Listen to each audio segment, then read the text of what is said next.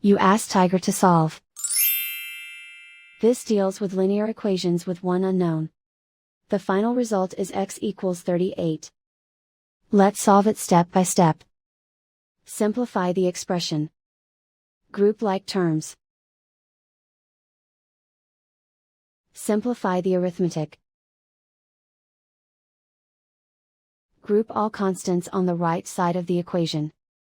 Add 10 to both sides.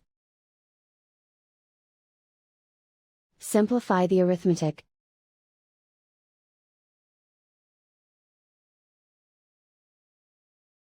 Isolate the L. Divide both sides by 5. Simplify the fraction.